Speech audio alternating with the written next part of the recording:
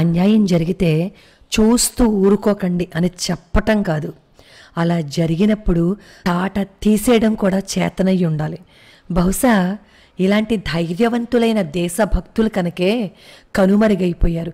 ఎంతసేపు మనకు తెలిసింది గాంధీ, నెహ్రూ ఇవి తప్ప ఇంకో దేశభక్తుడి చరిత్ర తెలుసా? ఇంకొక దేశభక్తుడి కథ తెలుసా? ఎందుకంటే వాళ్ళు నిజంగా దేశభక్తులు కాబట్టి మన కంటికి కనిపించకుండా మాయమైపోయారు. చరిత్ర దాచేసిన నిజం అది. మహారాష్ట్రలో ఒక గ్రామంలో జరిగింది ఈ సంఘటన. ప్రతిరోజు ఆ ఊర్లో ఒక 30 మంది మహిళలు చెరువుకు వచ్చేవారు నీళ్ల కోసం. అలా వెళ్తున్న మహిళలపై కన్నేశారు అప్పటి పరాయి దేశం నుంచి వచ్చిన కొంతమంది ముష్కరులు. వాళ్ళు దాదాపుగా ఒక 70 మంది ఉంటారు. ఆ 70 మంది ఏం చేశారు అంటే ఈ 30 మంది మహిళలని ఎలా అయినా సరే అత్యాచారం చెయ్యాలి అని అనుకున్నారు. పన్నాగం వేసేశారు. ఇంకా రేపు అత్యాచారం చేసేయాలని చెప్పి ఒక ప్రణాళికను సిద్ధం చేసుకున్నారు వేధావలు. ఆ ప్రణాళికని తెలుసుకుంటాడు సింధియాల్ మహాకర్ణ. ఆయన పేరు సింధియాల్ జ్యోతిరావు అనమాట. ఆయనకి దేశభక్తి ఎక్కువ.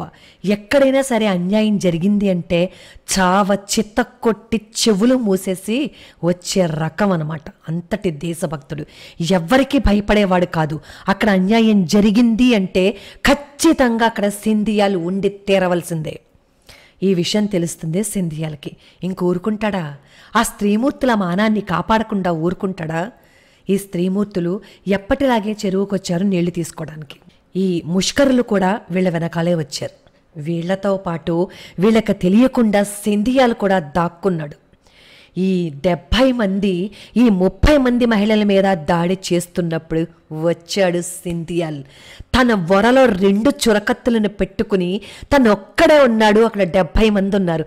ఏమైపోతాను అనే ఆలోచన కూడా లేకుండా దొరికిన వాణ్ణి దొరికినట్టు నరికి పారేశాడు. చేతులకి చేతులు, కాళ్ళకి కాళ్ళు, తలకి తల తీసి పారేశాడు.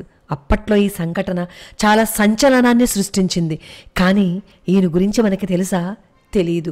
ఎందుకంటే జాతిపిత జాతిపిత అని గొంతు పోయేటట్టుగా మనం గాంధీని మాత్రమే మాట్లాడతాం. ఆయన మాత్రమే మనకి స్వాతంత్రాన్ని ఇచ్చాడని చెప్పి మాట్లాడతాం కదా. ఈ స్వాతంత్రం రావడానికి ఇలాంటి దేశభక్తులు ఎంతో మంది ఉన్నారు.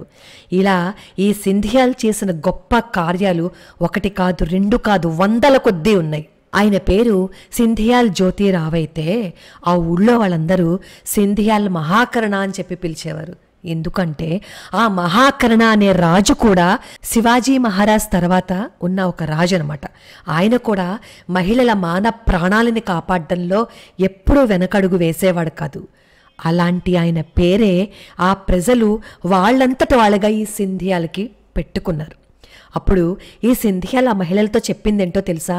అమ్మా, చెరువులోంచి నీళ్లు తీసుకురావటం ఒక్కటి మాత్రమే కాదమ్మా, మీ ప్రాణానికి ముప్పు వచ్చినప్పుడు దాన్ని ఎలా ఎదుర్కోవాలో కూడా మీకు తెలియాలి తల్లి.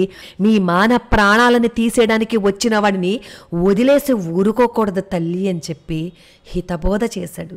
అలాంటి హితబోధ చేయడానికి ఇప్పుడు ఎవరున్నారు? ఎవరూ లేరు.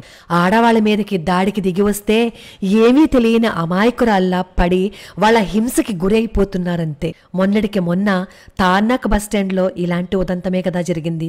అదే ఆడపిల్లకి కరాటే, కుంగ్ఫు అను మనం ఆత్మరక్షణకి ఎన్నో విద్యలు నేర్పించి ఉండుంటే ఆ ఆడపిల్ల ఆ 5గురిని ఆట ఆడుకుని ఉండేది కదా. ఇంటికొచ్చి కన్నీళ్లు పెట్టుకునేదా? కాదు కాదు, ఆ 5గురిని మట్టి కరిపించి నరికి పారేసేది. అలా పిల్లల్ని, ఆడపిల్లల్ని సింహ స్వప్నాల్లా తయారు చేయాలి. తన మీద చెయ్యి వేసిన వాడి చెయ్యి నరికేసేలా చెయ్యాలి తప్ప చెయ్యి దించుకొని తల దించుకొని ఇంటికొచ్చి కన్నీళ్లు పెట్టించేలా మనం మన పిల్లలకి పిరికి రక్తాన్ని నూరిపోయకూడదు. ఇది విని చాలామంది అంటారు, మీరు విద్వేషాలని రెచ్చగొడుతున్నారు అని. మరి ఆడపిల్లల్ని మోసం చేసి కాలరాసి పాడేస్తుంటే అది విద్వేషాలని రెచ్చగొట్టడం కాదా? అది అత్యాచారాన్ని రెచ్చగొట్టడం కాదా? ఒక్కసారి మీ విజ్ఞతకే వదిలేస్తున్నాను ఇలాంటి మాటలు మాట్లాడేవాళ్ళని.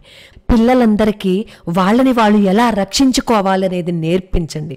అప్పుడే ఈ భారతదేశంలో అర్ధరాత్రి ఎవడైనా సరే రోడ్డు మీద నడిచి వెళ్ళగలుగుతాడు ఒంటరిగా.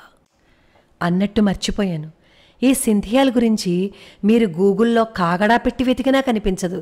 ఎందుకంటే దేశం కోసం పోరాడాడు కదా, అందుకని చరిత్ర పుటల్లో దాచేశారు.